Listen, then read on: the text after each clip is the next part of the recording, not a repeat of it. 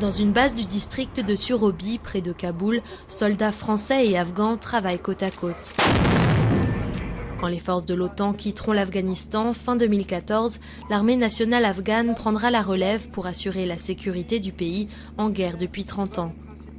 La transition a déjà commencé. Pendant cette opération conjointe dans la vallée d'Ouzbin, les soldats afghans sont en première ligne, pendant que les soldats français restent en arrière pour assurer la couverture, l'observation ou l'appui aérien. L'armée afghane a vraiment énormément progressé. Là où en 2008, elle était associée aux opérations qui étaient essentiellement conduites par les forces de la coalition. Maintenant, les opérations sont conduites par les forces afghanes et la coalition n'est plus qu'en soutien derrière. Mais en janvier dernier, un drame a secoué l'armée française.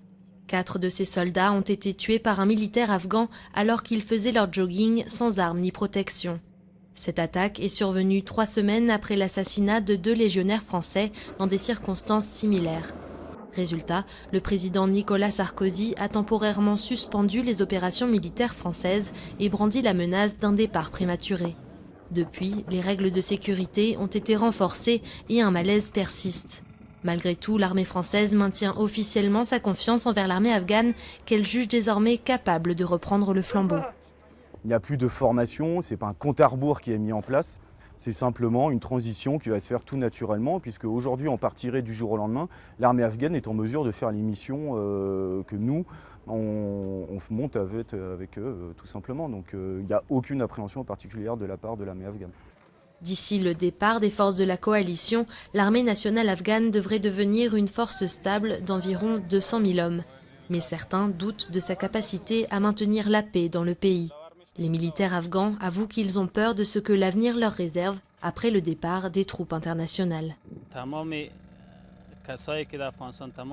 Tous les gens et les pays venus aider l'armée et le gouvernement afghan sont comme notre corps.